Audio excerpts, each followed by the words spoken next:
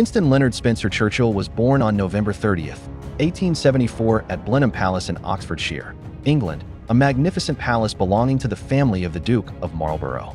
His father, Lord Randolph Churchill, was an influential conservative politician and member of the House of Commons, and his mother, Jenny Jerome, was a beautiful and intelligent American aristocrat who played an important role in Churchill's social and political life.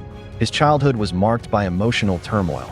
His parents paid little attention to him, and he was mostly raised by private nurses and tutors. He did not do well in primary school, and due to mischief and weakness in some subjects, he had average grades.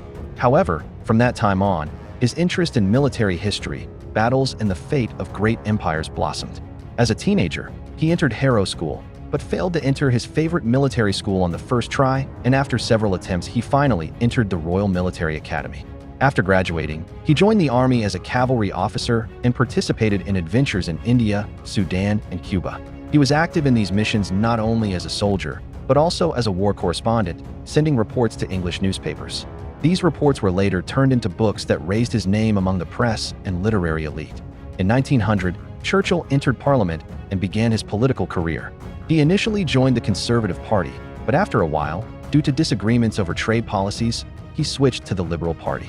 He served in various governments before World War I, in ministries such as Trade, Home Affairs, and the Navy, and was known as an energetic, reformist, and sometimes controversial administrator. With the outbreak of World War I in 1914, Churchill took charge of the British Navy as First Lord of the Admiralty and advocated the modernization and re-equipment of the Royal Navy. However, his ambitious plan to open a new front in the Dardanelles and attack the Ottomans via Gallipoli ended in disaster, in which thousands of Allied soldiers died. This political and military defeat led Churchill to resign from office and temporarily withdraw from politics. He volunteered for the army, went to the Western Front in France, and fought on the front lines for a time.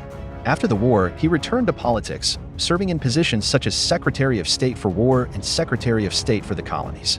In the 1920s and early 1930s, he was a staunch opponent of Bolshevism and the spread of communism.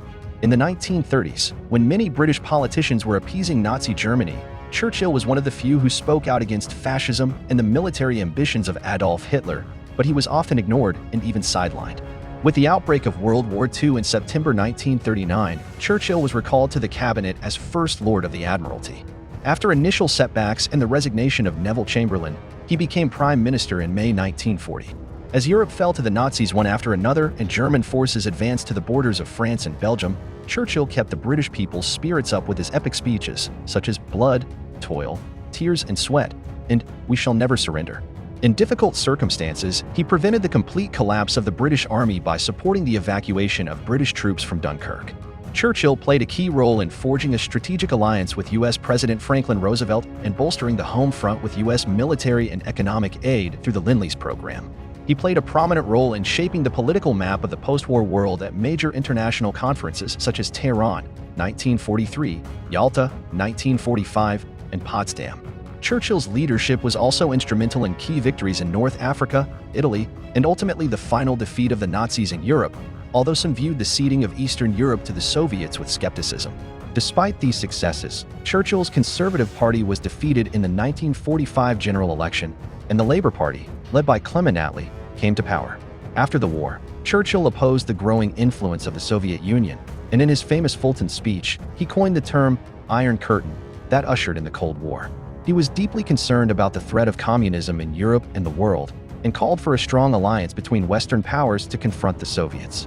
He returned to the prime ministership in 1951, but his second term was less successful due to advancing age and health problems, including several strokes.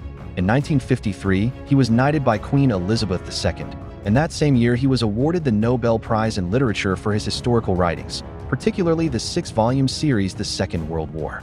He stepped down as prime minister in 1955, but remained influential in international politics and circles for many years. Churchill spent his retirement writing, painting, and traveling. In his final years, his health declined sharply, and he spent much of his time in silence and isolation. He died on January 24, 1965, at the age of 90. His funeral was one of the largest public funerals of the 20th century, and many world leaders came to London to pay their respects.